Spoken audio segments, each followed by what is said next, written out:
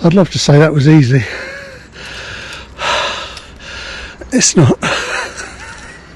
Well, hello everyone and welcome back to the channel. This certainly wasn't the easiest camp I've ever had to set up. I think I've spent about 4 hours now fiddle-arsing around with it. I've been up and down this tree 6 times. The first time I wasn't happy with the way that my climbing rig was set up. The second time I forgot to turn the cameras on.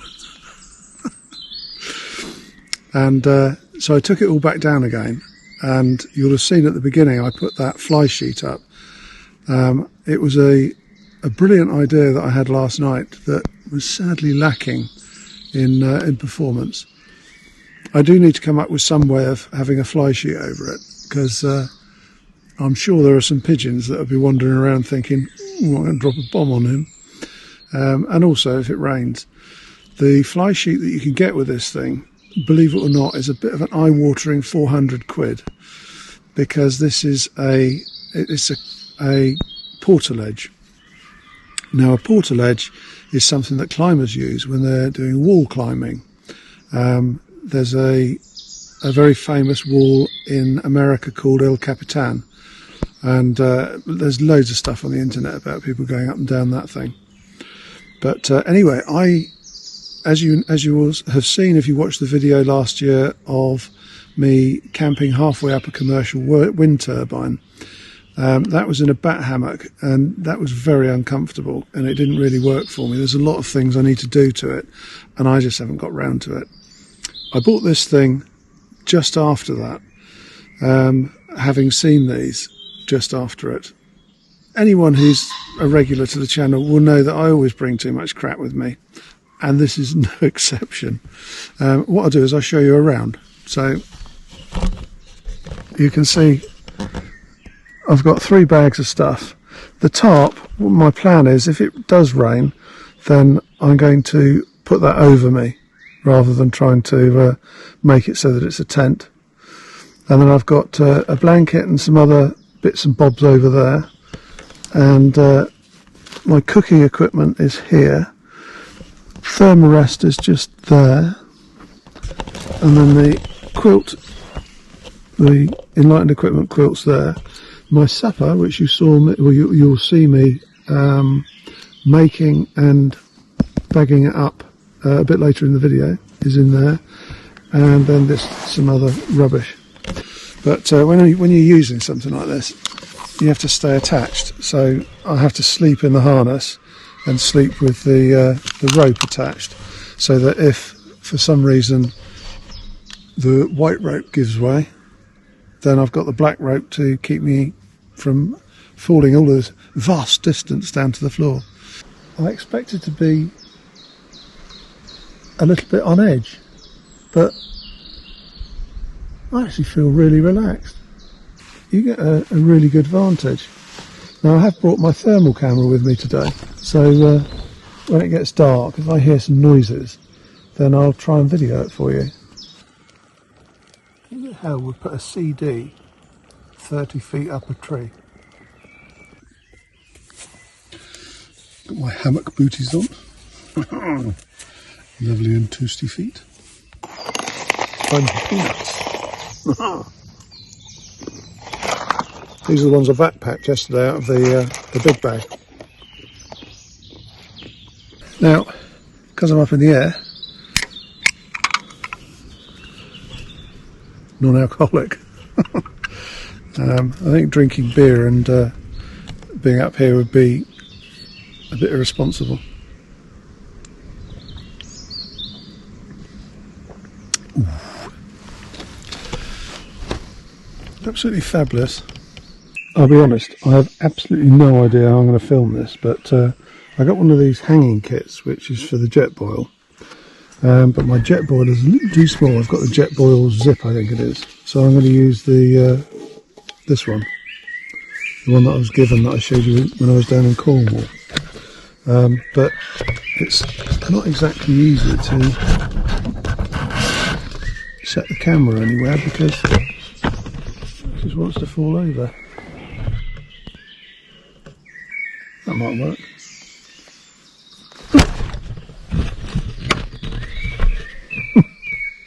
No, it doesn't work. Okay, there you have it. It's basically just a little frame that fits around in between the cooker head and the gas bottle. And then you put the pot on the top, like that. So my cunning plan is to put my base camp chili with rice in there and heat it up.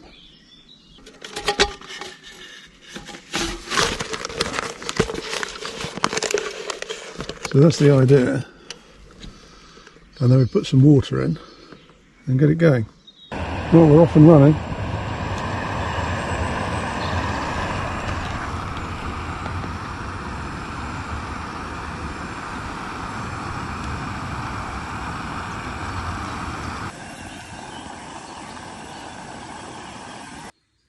Supper is served. What I'll do is I'll put it on the plate and show you. Time to plate up.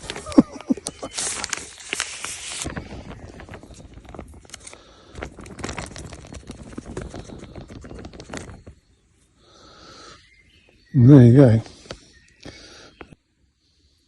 Well, it's certainly a climber's portion. I'd definitely be going down faster than I went up. Well, supper's done, and a cracking supper it was too. That base camp chili really is quite a nice little dish. It's a lovely evening. I've been down for my ablutions, and I should be trying not to do that again. It's absolutely knackering getting up here, and I'm not that far off the ground. I'm only about 12 feet off the ground. I think some serious attention to my fitness and weight are required to use this properly, and I'm going to use it. It's brilliant. I've got a book with me as well because I thought it'd be quite nice and tranquil hanging around in the woods reading a book. Well, I've got my bed ready at last. It's not the easiest thing to move about on this thing. It's very slippery, and so things start to slide around a bit. But anyway, yes, I've got it sorted.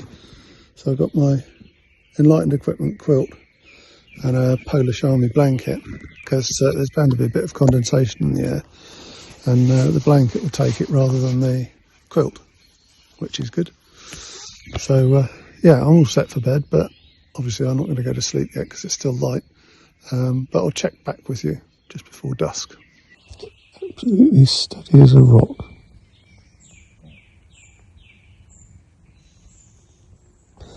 No movement whatsoever. Well, it's getting dark now, so I'm going to hit the hay and I'll see you in the morning. Good morning, everyone. Well, do I have something to report? That was the best night's sleep I've had in years. Absolutely years. I woke up, I don't know what time, I didn't bother looking, and had a drink of water, and I'd been sleeping so deeply that my eyelids were stuck together. I got the thermal camera here, didn't even open the box because I was asleep, but I slept, and it's 9:30 now. And I really don't want to get up. It's so nice lying here. There was a very near bird bomb accident last night. The pigeons all come in at about just before sunset, or just before dark, sorry. And they all sit up in the trees, and you hear them fluttering about. And I didn't realise some had landed in my tree. And then some bird bombs whizzed past and hit the floor down below me. And so I clapped my hands a couple of times to get rid of them. And luckily, fingers crossed at the moment, I don't think I got any bird bomb damage to report. This is so comfortable. To any lay flat hammockers, those are not lay flat. This is lay flat, and I've got arguably the best 2 lay flat ones. I was supposed to be going out on a different camp tonight, but I've changed my mind. I'm going to use this again, but I'm going to rig it low level so I don't need climbing gear, because for me the climbing gear is a bit of an effort at the moment, so I need to improve my fitness to use the climbing gear.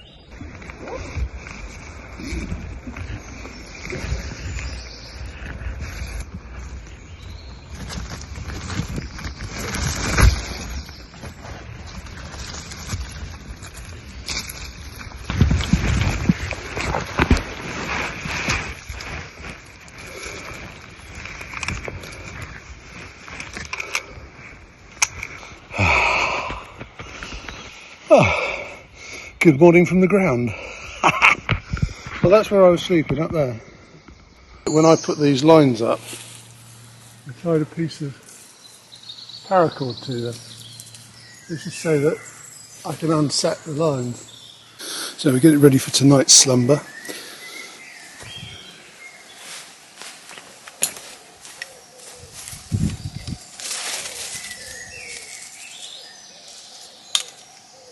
And there we have it, anchored at the bottom of the tree.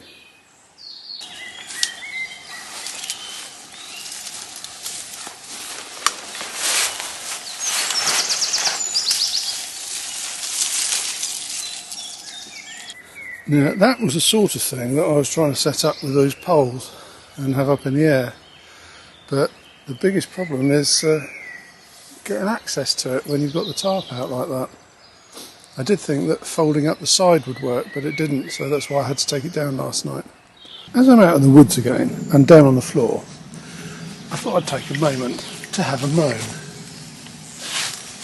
Why is it that all of you manufacturers of camping gear can't actually take the next step to work out how it's actually going to be used and if it's going to be useful?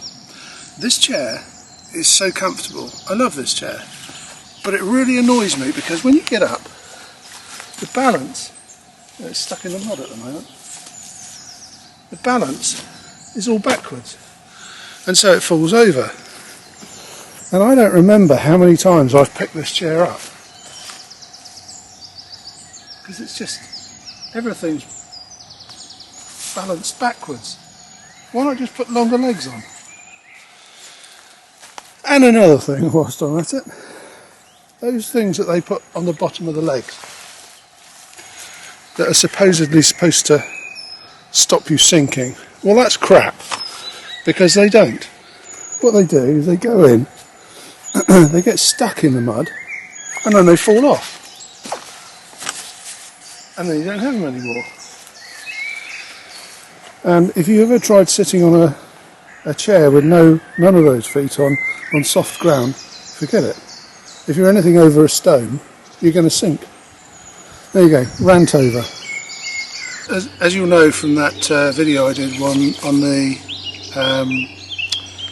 camping cookers, I had a problem with the OEX camping cooker because it keeps overheating and then the fire goes inside.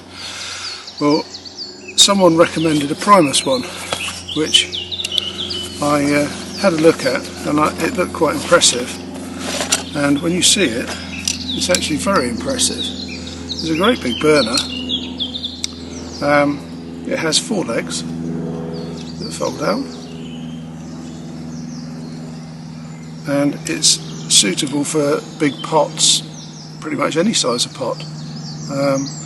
So today I'm going to boil some water on the kettle and use the cafetier.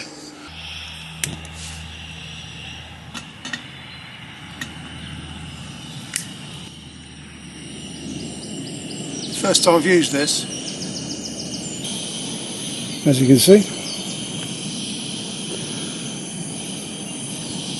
I got up, chair fall over.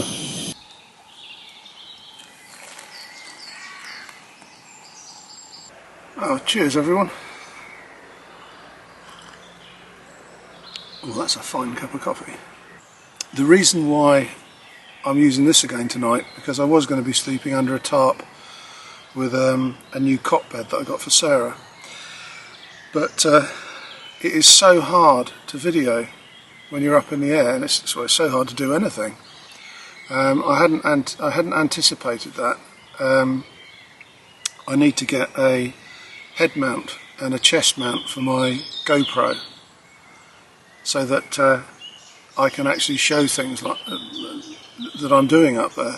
So that's why I brought it down here, and tonight you'll be able to see exactly what I'm doing, because I'll show you on this camera.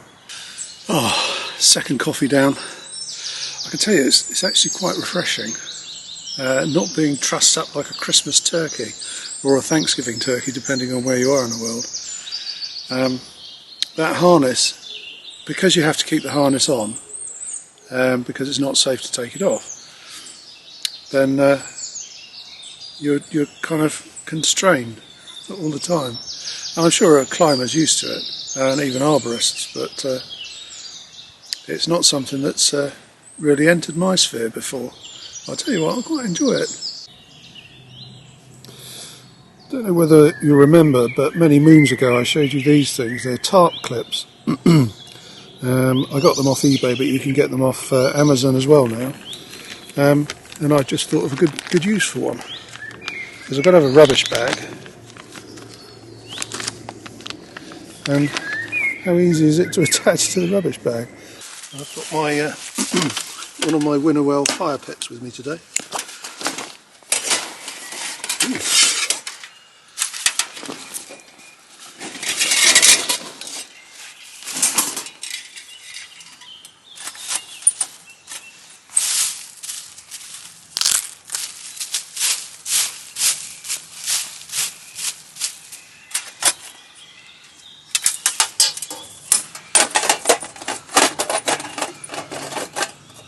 I just found a nice dead pine round the back, so I've got all my kindling sorted.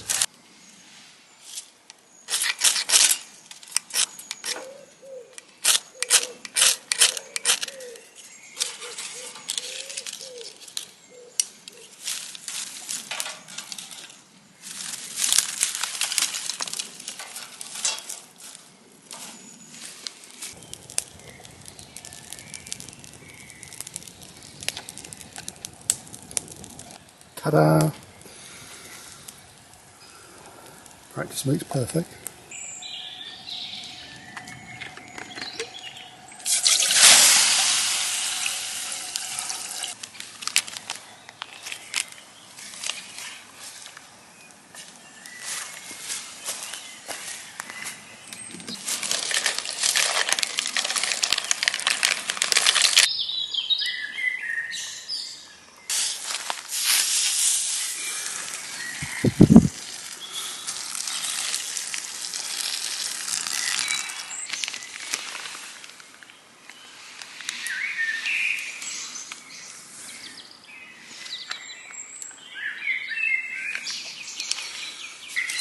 You'll see me make this bolognese at the end of this video, and package it up if you're interested in the recipe. It's a bit of a cracker. You're going to have some Parmesan cheese too.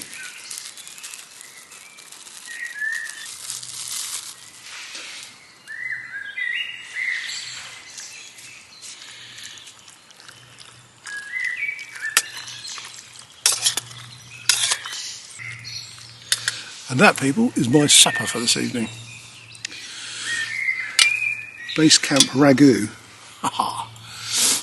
Pudding.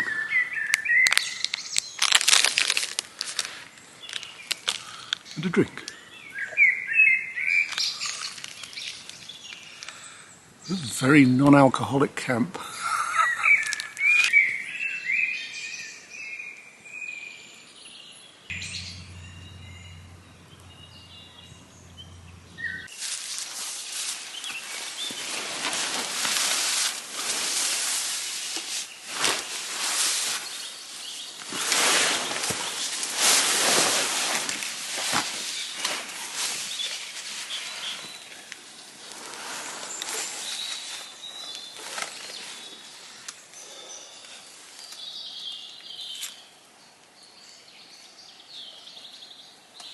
You can see what I mean by everything's a bit slippery.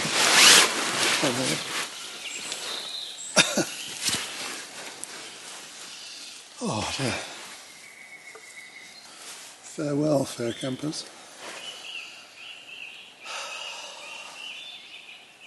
I hope I sleep as well tonight as I did last night. Fingers crossed.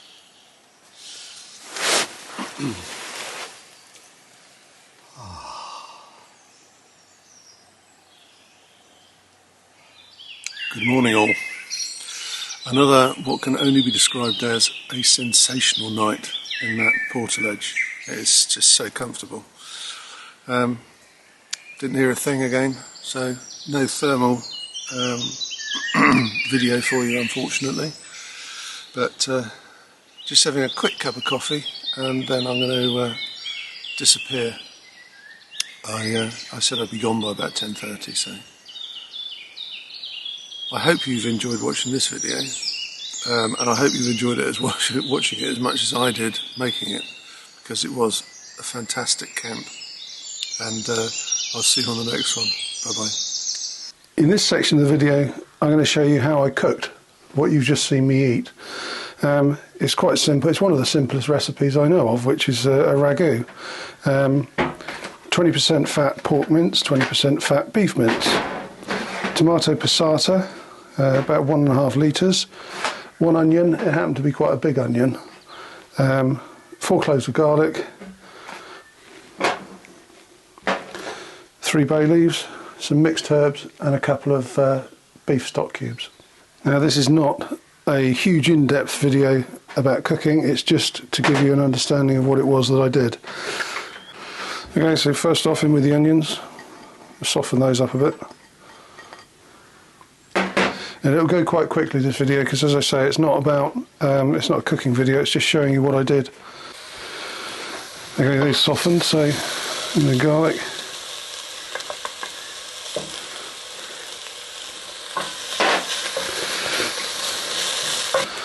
Out with the onions. In with the meat.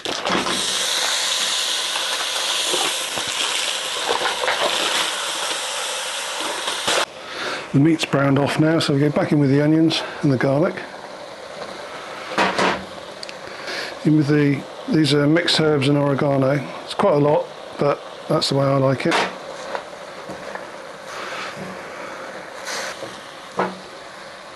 In with some tomato passata. This is the first bat. 3 bay leaves.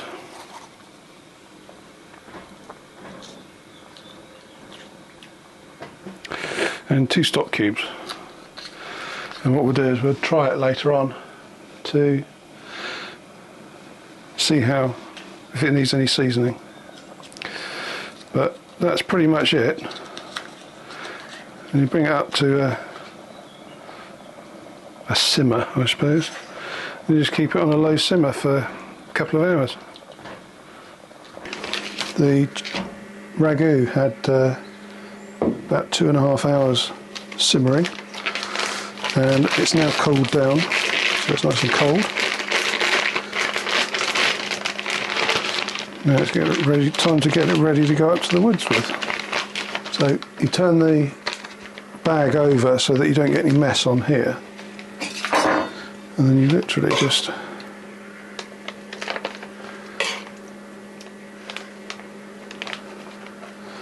scoop however much you want put in there, a little bit more.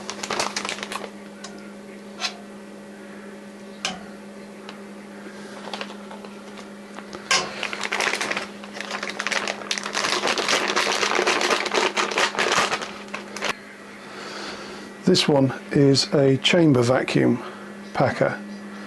So what it does, or the difference between a chamber one and one of the bar ones that you get, the bar ones are much cheaper, this one's much better, or is it a better one, is this one sucks all the air out of the chamber, so it squashes the air out of the packet, whereas the bar ones suck it out. So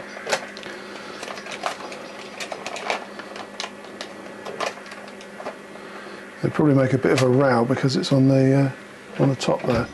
But that's basically what you do, and then you hit the button.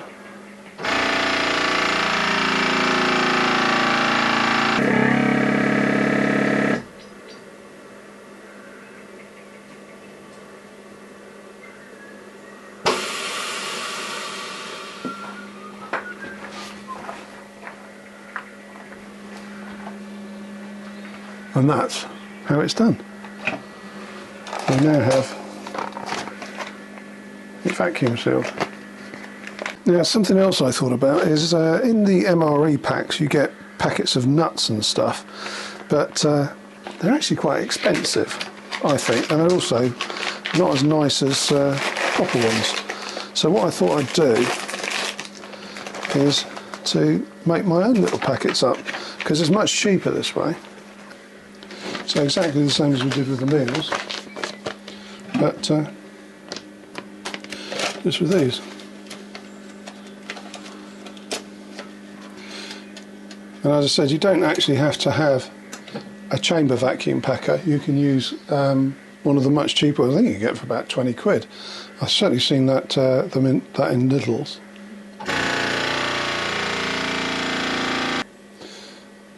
And you'll see it suck the packet. Right about now. There you go. And then it's sealing it. And then it's ready. So there you go. There's a packet of